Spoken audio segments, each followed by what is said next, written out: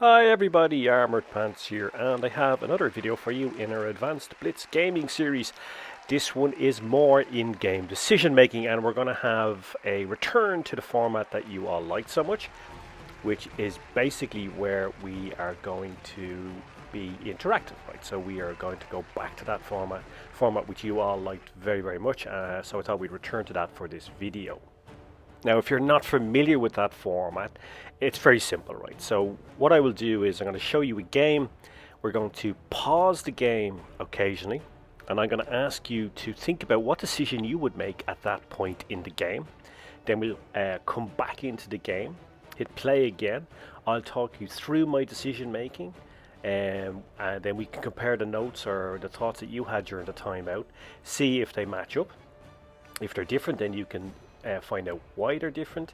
If they match up, then you can see, okay, you get some validation for your decision making. So the whole idea of it is that it's a bit interactive, right? That we interact together through the video, me pausing it, asking you to think about the decision making, where we are in the game, what you would do. We go back, compare the notes, and then that hopefully makes it a bit more interesting, a bit more interactive, of course, but hopefully because it's more interesting and it's more immersive, you will actually learn more and take on more lessons than you normally would in a normal standard video format. So that's it. So let's jump into the game and let's start.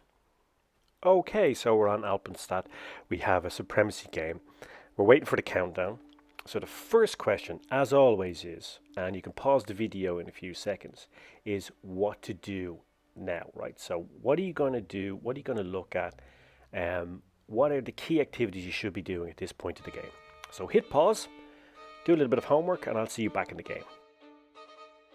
And welcome back. So obviously the first thing you should be doing is checking the setup, right? So I'm going to pause the game here a bit because a lot of people have asked me, what do I do when I'm checking the setup? So what I do is I have a kind of checklist I go through, right? So first thing is I check what tier I'm at. Am I top tier or am I bottom tier? So in this case I'm bottom tier. Then what I do is I count the number of tanks and I group them into three different types of tanks. Heavies, TDs, and what I call fast movers. You can call them whatever you like, but that's medium and lights, right? Tanks which can get around the map, right? I count the number of tanks in each category, and the most important category to count is the fast movers, because that will pretty much determine how the battle unfolds. So that's what I've done, and I've decided that I will use my speed, my view range, and my light tank camo to go on spot. Now I'm going to take this spotting position here because I'm bottom tier, so I'm not going to be aggressive and go to the hill on the left here. I'm going to take a safe position here on the map where I can spot, hopefully from safety. And here we are, first customer. So job done. So first enemy spotted. So I'm doing my job as a light tank. But now I am going to ask you to pause again in a few minutes, because now we've spotted up the second tank. So the task now is, what do you do now? Two enemy tanks spotted up. What is your decision? What are you going to do now based on the information that you have? And of course, guys, don't forget to look at the minimap.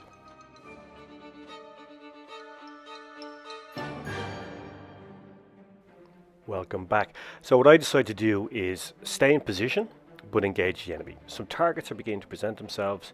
Now I'm spotted up, but fast loading gun I have. I'm in a good position. I'm difficult to hit. I'd take a shot there, but I'm difficult to hit. I've got soft cover, I've got hard cover to the right hand side, so I'm in a pretty good position, and I can keep the enemy spotted up. I can keep them from capturing A. So that's kind of my decision making. Now I'm going to ask you to pause again, because we're now in a position where we have two enemies in front of us, but if we check the minimap, we know that there's going to be some activity coming to the right hand side, and they're also capturing C. So decision making time again. So hit pause and see what you would do in this instance.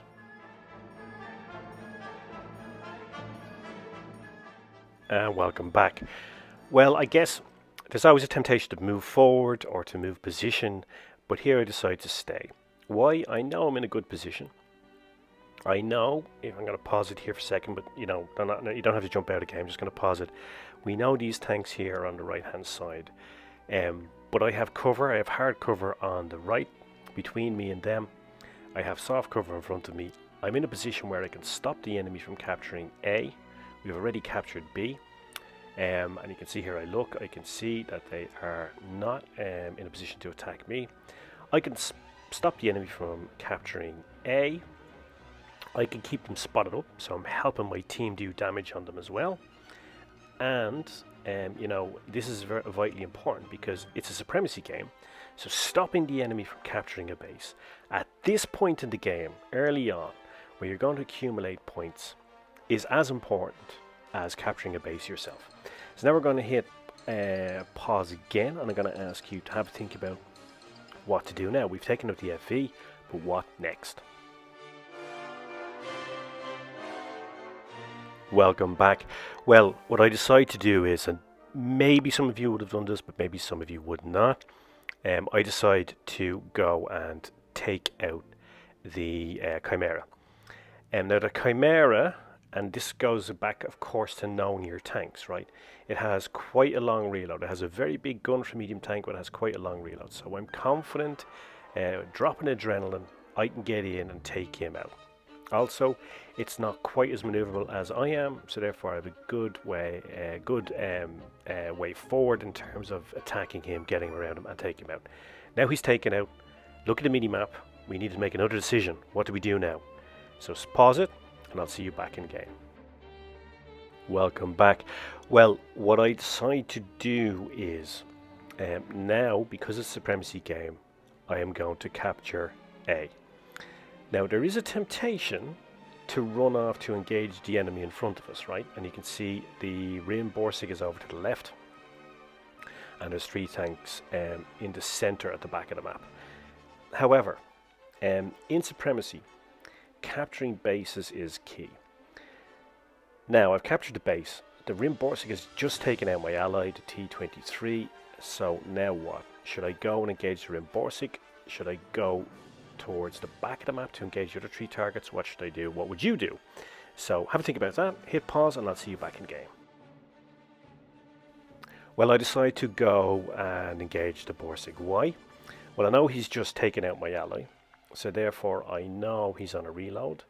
Now he's going to be close to fully reloaded, but what I'm going to do is I'm going to come in and get around him, use my maneuverability to take him out, and there we go, boom, he's gone, he's removed. So now we have another decision to make, right? Now what? It's 2v3, but we're 2 bases up. So now what should you do? What should I do? What would you do? So hit pause and I'll see you back in game in a few seconds.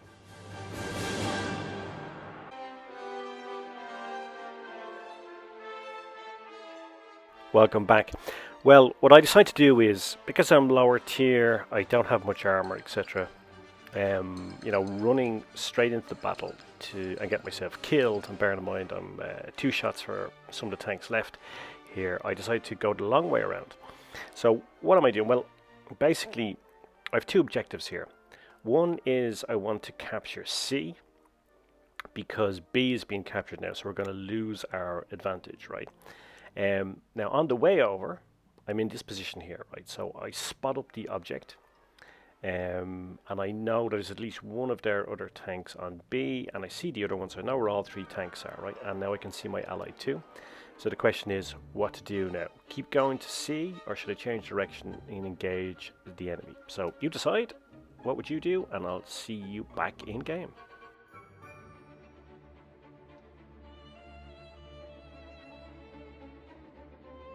Welcome back. Well, I decide to keep going. I take a small round here because he fired HE at me, took it into the track, so I keep going. The reason I decided not to engage, particularly the object, even though he's on low HP, is that he's in a confined space, so going around him would be difficult.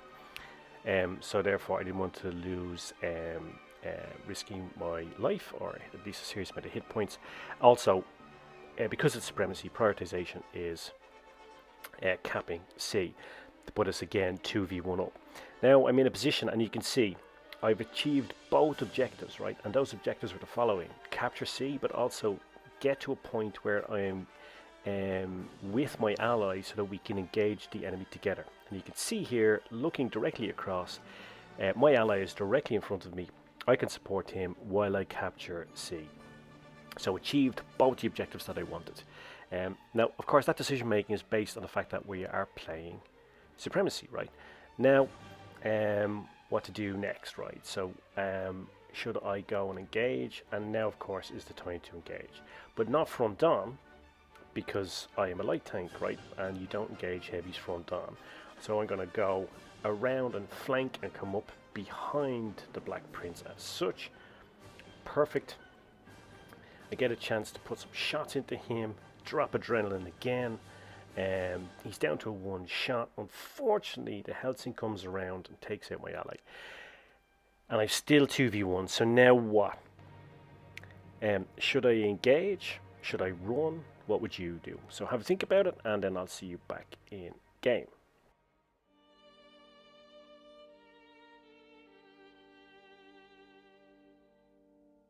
Welcome back. Well, I decided to take out the Black Prince. What I do is I switch up to heat, so I can get through the side of him, and I'm going to take him out. And the reason I decided not to go behind him, which I would normally do, is because I know the Helsing's there, and Helsing is a very fast reload, and if he puts those 2 rounds into me, which he would do at that close range, he's going to roll me for 400 plus. Then I'm just a 1 or 2 shot for either of those guys. So I want to also be able to get away, and I know that I'm very, very close to winning. If I can take out the Black Prince and run, we can win this game, which I do. Take him out. That's what Pramo was for. Run, points win. Mastery badge delivered. And very much, I think, a good example of good decision making throughout the game. Making the right decisions at the right time. Not doing stupid things like missing up the opportunity to capture bases, putting pressure on his front points, keeping pressure on the enemy, engaging the enemy when I can, engaging them on a 1v1 basis where possible. So you see that I did 3 1v1s there, right? On the Chimera, on the Borsig, and then lastly on the Black Prince, when it was just okay, it was only 1 or 2 shots for him, but you know, keeping it on a basis where it's 1v1 all the time rather than have multiple tanks coming up against you, right? So I think overall some good decision making, mastery badge delivered. Of course, you may have made different decisions. Those decisions may, of course, have still resulted in a win. That doesn't really matter, right? You know, as we have a recap here, I think the important things, and as we've discussed this so many times before in these videos, right? There are many, many different ways to win a game, right? And just because you make different decisions doesn't mean you would not have won, because different players have different play styles. That's not the point of these videos. The point of these videos is that I talk you through my decisions, why I made them, what I was thinking, the plan I had I was trying to execute.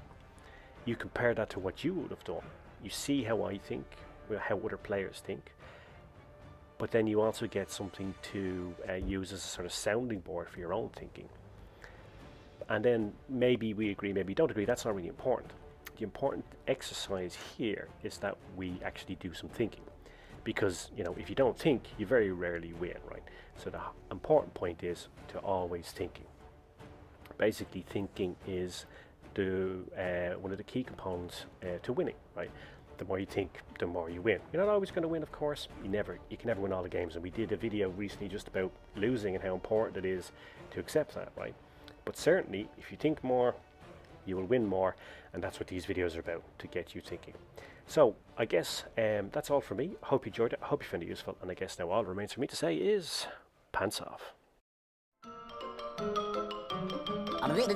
That's all, folks.